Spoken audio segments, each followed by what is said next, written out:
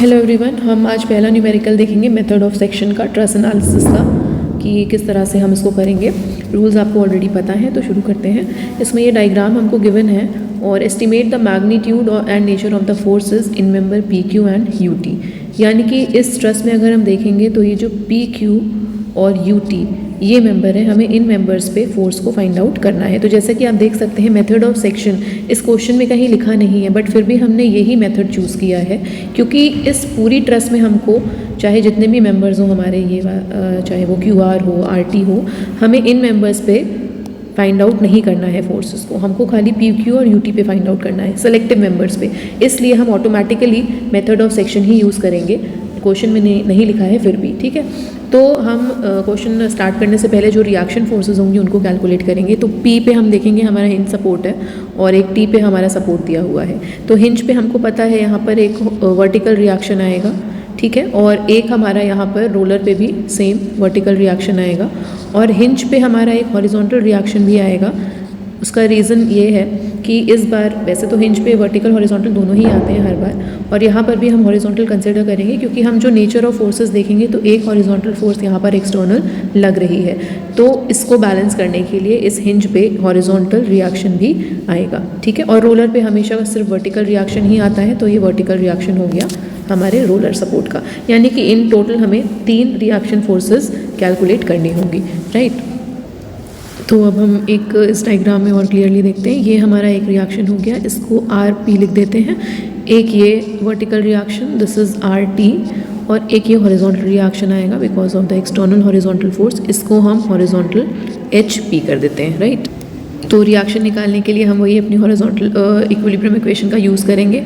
तो सबसे पहले वर्टिकल फोर्सेस का इक्विलिब्रियम देख लेते हैं।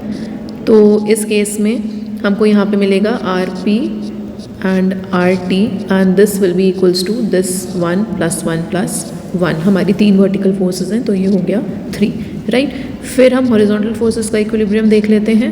हॉरिजॉन्टल फोर्सेस में हमको सिर्फ ये HP और एक ये 1.5 मिल रही है, तो दिस विल बी HP, यहाँ से हमें सीधा सीधा मिल गया HP जो होगा वो 1.5 किलो न्यूटन हो गया। तो ये एक फोर्स हमको यहाँ पर HP मिल गई, राइट। अब हम मोमेंट देख लेते हैं। हम मोमेंट ले लेते हैं अबाउट P, इस पॉइंट के अबाउट हम मोमेंट कंसिडर करेंगे। तो अब यहाँ पे फिर से हम स्टार्ट करते हैं। यहाँ से सबसे पहला जो हमको फोर्स मिलेगी, ये पहली वर्टिकल फोर्स है। पहले वर्टिकल फोर्स इसका कर लेते हैं। तो दिस फोर्स जो S पे लग रही है और इसका यहाँ से P पॉइंट से जो डिस्टेंस है वो ये पूरा डिस्टेंस होगा, राइट। और ये जो रोटेशन क्रिएट करेगी, आप देखो क्लॉकवाइज है और क्लॉकवाइज हमारा पॉजिटिव है, यानी कि हम सीधा सीधा यहाँ पे लिख सकते हैं 1 × 12, राइट। नेक्स्ट देखें, ये भी हमारा क्लॉकवाइज ही क्रिएट करेगी, यानी कि ये भी पॉजिटिव होगी। और इसका जो डिस्टेंस है, जब हम ये डिस्टेंस देखेंगे इसका, तो आप फिर से देखो ये वाला डिस्टेंस हमको कंसिडर करना है, यानी कि 4 + 4 8। और एक और फोर्स है, again this will create clockwise movement, तो पॉजिटिव। देन 1 × इसका डिस्टेंस यहाँ पे सीधे हमें दिख रहा है 4, ठीक है। और एक और हमारी वर्टिकल फोर्स है, अगर हम देखें दिस वन RT, और ये RT जो है अगर हम देखेंगे तो ये एंटी क्लॉकवाइज क्रिएट कर रही है। एंटी क्लॉकवाइज क्रिएट करने का मतलब ये माइनस में होगी, और RT की वैल्यू हमें अभी पता नहीं है, तो हम इसको RT ले लेते हैं। इसका जो डिस्टेंस है वो 4 + 4 × 8 हो जाएगा, 4 + 4, ठीक है।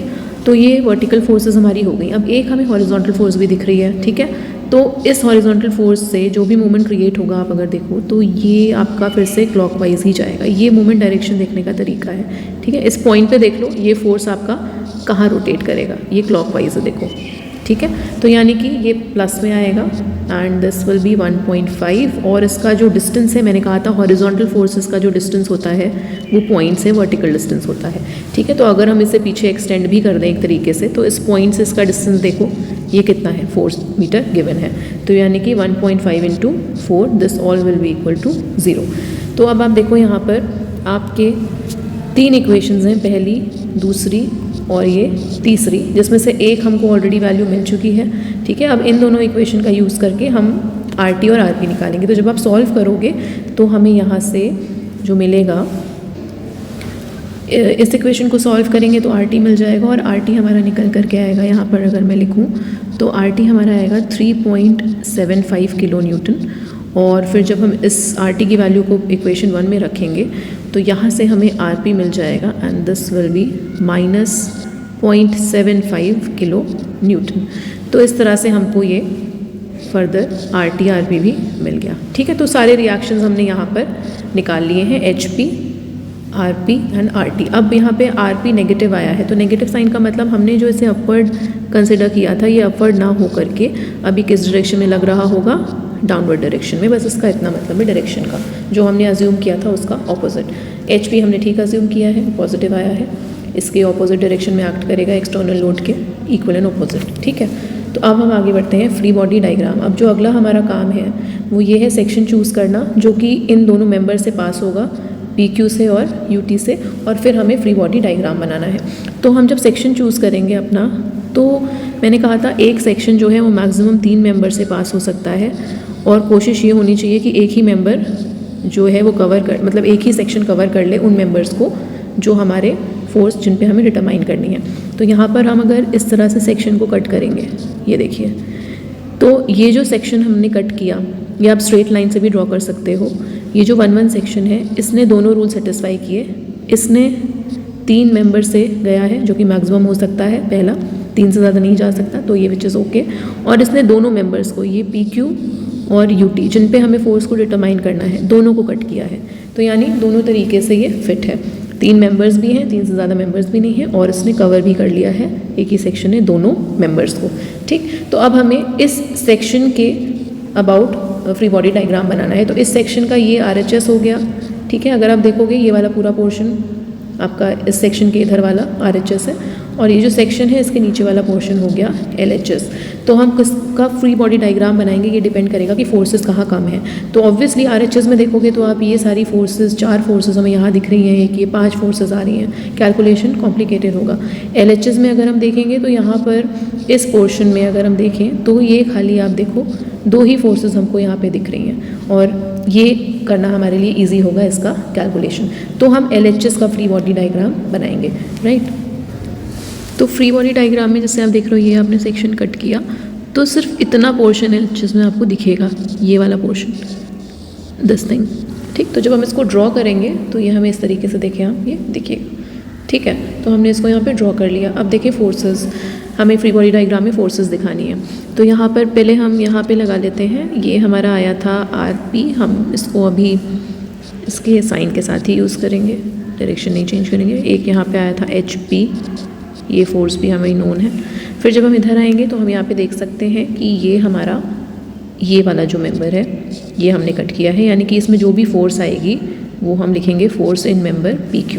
ठीक है, तो हम यहाँ पे सिंपल फोर्स दिखा देते हैं, और ये जो फोर्स आ रही है ये हमारी हो गई FPQ, राइट। फिर इस मेंबर में हम देखेंगे तो यहाँ पर हमारा जो फोर्स आएगी, इधर ये T तक गया था, इस मेंबर पे अगर हम देखेंगे तो ये फोर्स आएगी FUT, ये U से लेकर के ये जो आगे F मेंबर था वहाँ पर। ठीक है, और ये जो डिस्टेंस है ये 4 मीटर है हमारा, ये नोन है। ठीक है, P और U जो मेंबर है इसमें हमें फोर्स नहीं निकालनी थी, इसलिए हमने यहाँ पे इसको इंक्लूड नहीं किया है इस मेंबर को अपने सेक्शन में। ठीक है, तो हम इसको ऐसे ही रहने देते हैं। ठीक है, हमें जो फोर्स निकालनी है वो हमारे इस FPQ और FUT मेंबर पे थी, इसलिए हमने इसको ऐसे डिनोट किया है, राइट। फिर यहाँ से भी कट हुआ है, यानी कि यहाँ पे भी हमारे एक फोर्स आएगी इस मेंबर पे भी, तो ये हमने रख लिया FUQ। ठीक है, क्योंकि आप यहाँ पे अगर देखोगे तो ये पॉइंट यहाँ से कनेक्टेड था। ठीक है, तो एक फोर्स यहाँ पे भी आएगी। तो ये 3 हमने चीज़ें देख ली, 3 फोर्सेस PQ, UT और UQ। ठीक, अब हमें इसमें से फाइंड आउट करना है PQ और UT मेंबर पे। ठीक है, तो अब यहाँ पे एंगल हम और कंसिडर करें तो ये जो हमारा एंगल है इसको हम मान लेते हैं थीटा, इन केस अगर ज़रूरत पड़ी। अब हम इन फोर्सेस को करेंगे रिजॉल्व, क्योंकि इसको हमें रिजॉल्व करना पड़ेगा। ये हमारा इंक्लाइन फोर्स है, तो ये हमने इसको रिजॉल्व किया। एंगल की बात करें ये थीटा है, तो ये एंगल भी हमारा थीटा हो जाएगा, राइट। तो ये फोर्स हो जाएगी FPQ कॉस थीटा, और ये वाली जो फोर्स है ये हो जाएगी FPQ साइन थीटा, राइट। इसको रिजॉल्व करने की ज़रूरत नहीं है, ये वर्टिकल डायरेक्शन में है। इसको भी रिजॉल्व करने की ज़रूरत नहीं है क्योंकि ये हमारा हॉरिजॉन्टल डायरेक्शन में है। तो हमने एफ पी क्यू फोर्स को रिजॉल्व कर लिया, ठीक है।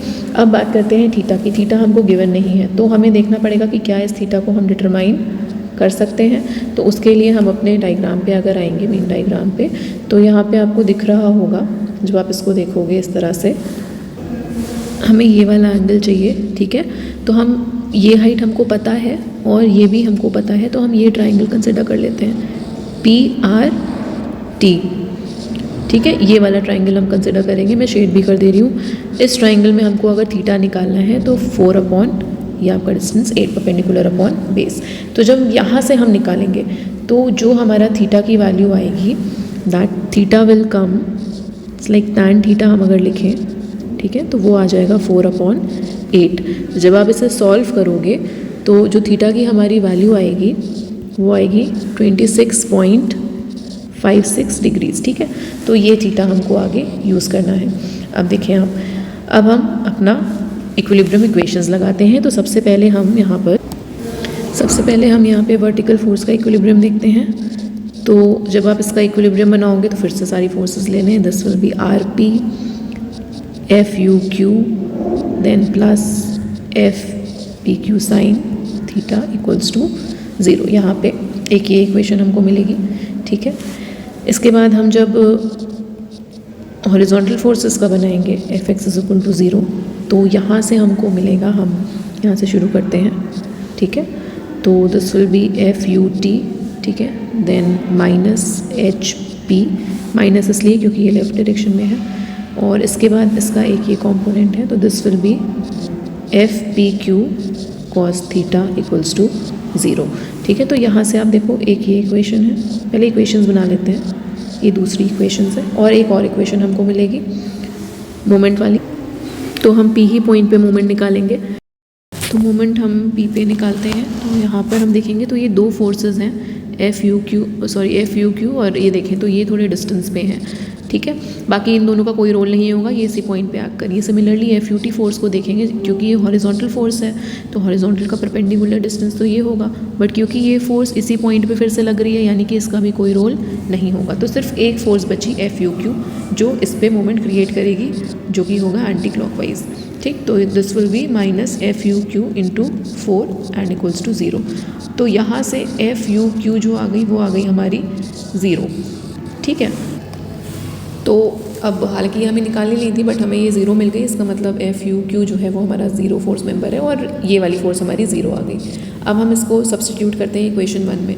इक्वेशन 1 में देखें, आपको RP की वैल्यू नोन है, हम निकाल चुके हैं, FUQ की वैल्यू भी हम निकाल चुके हैं, तो खाली क्या बचा, FPQ। तो जब आप सारी नोन वैल्यू, जैसे कि यहाँ से RP की वैल्यू आप रखेंगे, ठीक है, जो भी आई है विद साइन और थीटा वगैरह सारी चीज़ें जब आप रखेंगे, तो यहाँ से हमको जो है FPQ जो मिलेगा वो मिलेगा 1.67, ठीक है।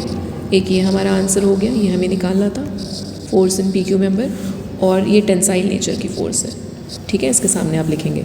और जब हम इन दोनों वैल्यूज़ को, इस HP की वैल्यू और FPQ की वैल्यू को जब हम इक्वेशन नंबर 2 में रखेंगे, तो यहाँ से हमें FUT मिलेगा, और ये हमारा एक और आंसर था FUT, और जब हम FUT निकालेंगे तो वो आएगा 0, यानी कि FUT भी हमारा 0 फोर्स मेंबर है, राइट। तो इस तरह से हमारे FPQ और UT में फोर्सेस निकल आएंगे, जो कि हमसे कहा गया था कि PQ और UT में आपको फोर्सेस निकालना है, right. Thank you so much for watching this video. एक और प्रॉब्लम हम इसकी करेंगे, तो उसमें आपको और कॉन्सेप्ट क्लियर हो जाएगा मेथड ऑफ सेक्शन का। थैंक्स।